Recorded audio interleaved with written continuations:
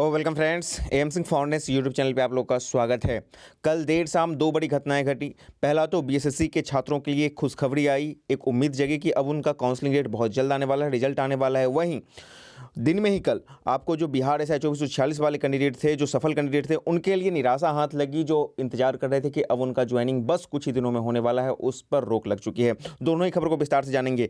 और छात्रों का लगातार कमेंट आ रहा है कल के वीडियो के बाद कि क्या 2213 पर भी इसका असर पड़ेगा। और दूसरे छात्र ये भी हैं, वो बोल रहे हैं कि चूंकि इसमें एएसजे जो मतलब कि असिस्टेंट जेल वाला जो है उनका बहाली हो चुका है, तो क्या ऐसे में पूरी बहाली जो प्रक्रिया है जिस पर हाईकोर्ट का रोक लगा है, क्या वो बाद में जाके जो है मतलब कि कमज़ोर तो नहीं पड़ जाएगा। बहुत सारी बातें हैं जिसको आपको यहाँ पर डिस्कस किया जाएगा। आगे के जितने भी कॉन्सिक्वेंसेज होंगे, मतलब कि आप इस रोक के बाद आगे क्या ये केस टिकेगा या नहीं टिकेगा, या फिर कोई असर भी होगा, इन सारी चीज़ों पर हम लोग डिटेल से बात करने वाले हैं। सबसे पहले थोड़ा सा बीएसएससी की बात कर लेते हैं। बीएसएससी को पता है कि कल बीएसएससी को वालों को लिए ये दो लेटर निकला था, सामान्य प्रशासन विभाग का निकला था। एक 12/2021 को पहली प्रतिनियुक्ति थी आपको प्रशाखा पदाधिकारी की, ठीक है ना। और कितने प्रशाखा पदाधिकारी को एक लेटर में किया गया था, तो 15 प्रशाखा पदाधिकारी को। और दूसरी थी आपको सहायक का नाम, सहायक हो जाता है, आपको पता है कि जो सचिवालय सहायक होते हैं उनकी हो जाती है सचिवालय सहायक। और प्रशाखा पदाधिकारी जो कि एक प्रमोशन के बाद वहाँ पर बनते हैं, दोनों का वेतन सैलरी बहुत कुछ मैंने डिटेल से बताया है आपको, उसको आप देख सकते हैं, ठीक है ना। जो बीएसएससी सीजीएल वाले जाते हैं उनके लिए तो इनकी भी नियुक्ति हुई है। ये आपको कुल 30 की संख्या में नियुक्ति हैं, ठीक है ना। सहायक यानी कि जो सचिवालय सहायक हो वो 30 की संख्या में नियुक्ति हैं, और जो प्रशाखा पदाधिकारी हैं वो 15 की संख्या में नियुक्ति हैं। इन दोनों का काम मुख्य रूप से एक ही है कि 8/12/2021 से लेकर के 25/12/2000 तक आपको काउंसलिंग जो हो रहा है, ठीक है ना, जो काउंसलिंग आपको प्रस्तावित है उसके लिए इनको नियुक्त किया गया है, ताकि सारे प्रोसेस को जल्द से जल्द कंप्लीट करें और जो फर्स्ट इंटर वाले कैंडिडेट हैं उनका रिजल्ट फाइनल करके फाइनल मेरिट उनका रिजल्ट जारी करें, ठीक है ना। अब बात रहेगी कि इसका जो है पीडीएफ और ऑफिशियल वेबसाइट पे कब तक आएगा। तो ऑफिशियल वेबसाइट पे मे भी पॉसिबल है कि आपको आज से लेकर के कल परसों तक में निश्चित रूप से आ जाने की संभावना दिख रही है, ठीक है ना। तो यही आपको एक अपडेट है कि अब आपको जितने भी डॉक्यूमेंट्स वगैरह हैं वो सब रेडी कर लें। अब इसमें कोई भी मतलब जो है संशय की स्थिति नहीं दिख रही है, कंफर्म है। हाँ, ये जरूर हो सकता है कि जो काउंसलिंग का डेट हो वो आपको 1-2 दिन आगे पीछे जरूर हो सकता है। यहाँ पे 8 बता रहा है, तो मैं भी वो 9 हो सकता है, 10 हो सकता है, या मोस्ट प्रोबेबल 8 ही हो सकता है, ठीक है ना। उसमें आपको निश्चित रूप से थोड़ा आगे पीछे देखने को मिले, लेकिन अब इसी को आप एक तरह से जो है ना, ये 8/12 और 25/12 इसको आप मान के चलें कि ये आपको लगभग यही आपको तय है, ठीक है ना। और जहाँ तक रिजल्ट की बात है, पीडीएफ की बात है, तो आपको 1-2-3 दिन का, यानी कि आज कल और परसों तक आपको वेट करना पड़ेगा। मोस्ट प्रोबेबल आज से कल तक में ये आ जाएगा। वहीं यदि ये लिस्ट नहीं आता है तब क्या होगा, तो छात्रों का तो अपना एक डिमांड है ही। देख लीजिए, सोनू कुमार जी जो एक कमेंटर हैं, मतलब व्यूअर हैं, उन्होंने कहा है कि यदि 5 दिसंबर तक बीएसएससी ऑफिशियल डेट नहीं देती है तो 7 दिसंबर को महाआंदोलन होगा निश्चित रूप से। अब आ ही जाएगा, और नहीं आएगा तो आंदोलन क्या होता, तो बहुत कुछ होगा। ये तो होगी बीएसएससी की बात। अब जरा बात कर लेते हैं दरोगा वालों की। देख लीजिए, दरोगा वाले के संबंध में मैंने कल ही वीडियो बनाया था और बताया था कि सुधीर कुमार गुप्ता और जो 268 लोग अन्य हैं उनकी याचिका पर 2446 दरोगा बहाली पर रोक लगा दी गई है, ठीक है ना।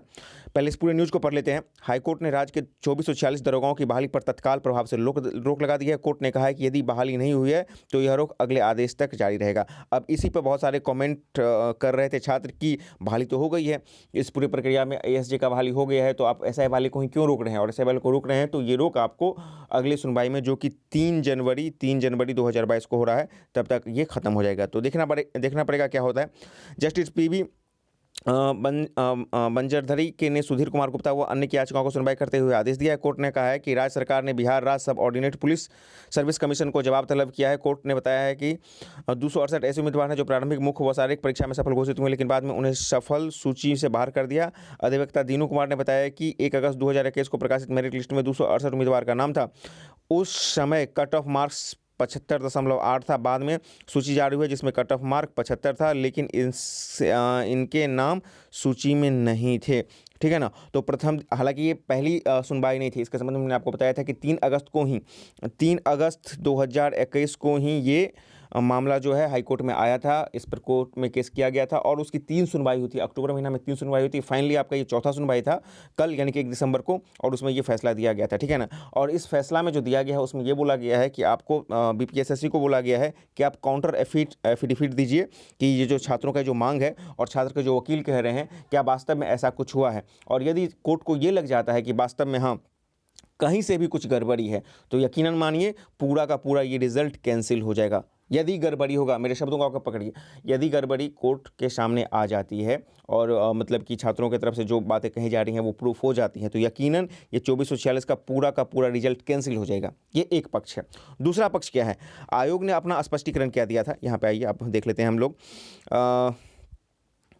जो आयोग ने दिया है कि बचे पदों पर बहाली को रोक दिया जाए। आयोग के ही तरफ से ये कहा गया है। बिहार पुलिस अवर सेवा के आयुक्त की ओर से वकील कुणाल तिवारी ने के अनुसार हाई कोर्ट ने साफ कहा है कि जिन पदों पर अभी बहाली हो गई है उसे छोड़कर अब अन्य पदों पर बहाली रोक दिया जाए। तिवारी में रहता है कि जिस बात को लेकर याचिका दायर की गई थी उसको लेकर आयोग की वेबसाइट पर पहले से ही नोटिफिकेशन अपलोड है, जिसमें इस संबंध में क्लियर किया गया है। गौरतलब है कि अभी तक असिस्टेंट सुप्रीटेंडेंट जेल के 125 पदों पर सीधी नियुक्ति कर दी गई है। ठीक है ना। अब देखिए, ये एक तरह से आप कह सकते हैं कि जो बीपीएसएससी है, बिहार पुलिस सबऑर्डिनेट जो है कमीशन है, इनके तरफ से एक माउथपीस की तरफ से ये आया है।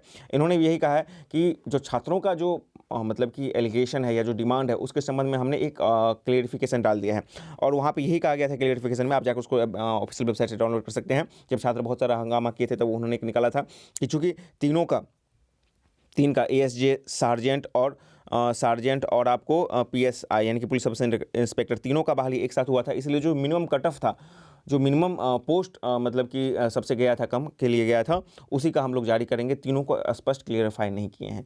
तो कंडीशन ये बनता है कि यदि आयोग की बातें बिल्कुल सच हैं और वो कोर्ट के सामने तीनों पोस्ट का यानी कि पीएसआई का, पुलिस सब इंस्पेक्टर का, उसके बाद एएसजे का और आपको सार्जेंट का, इन तीनों का अलग अलग कट ऑफ देती है कोर्ट के सामने, जो अगले मतलब कि 3 तारीख को होने वाला है सुनवाई, उसमें पेश करती है, और ये कोर्ट के सामने अपने आप को बिल्कुल क्लियर साबित कर देती है, तो ये रोक उस दिन या उसके अगले 1-2 सुनवाई के बाद हट जाएगा और बाकी जो 2446 वाले दरोगा हैं उनकी बहाली निश्चित रूप से हो जाएगी। ये तो एक हाइपोथेटिकल सिचुएशन हो गई या एक मतलब कि जो पेपरबाजी की बात हो। एक्चुअली क्या होगा, एक्चुअली अब बता रहा हूँ मैं, 2446 में जितने भी ओरिजिनल कैंडिडेट हैं, यूँ कह लें कि जितने भी लोगों का सिलेक्शन हो गया, मैक्सिमम लोगों का, ठीक है ना, तो जो भी ओरिजिनल हैं उनको कहीं से भी कोई घबराना नहीं है। ये बात इसलिए मैं बोल रहा हूँ क्योंकि कल ही वीडियो कमेंट में एक छात्र ने कमेंट किया था कि सर मैंने जॉब से रिजाइन दे दिया है, अब क्या होगा। तो देखिए, ऑब्वियसली सी बात है कि जब वहाँ देख रहे हैं कि आपकी ज्वाइनिंग होने वाली, वहाँ पर इस तरह की बातें होती है तो एक दबाव, एक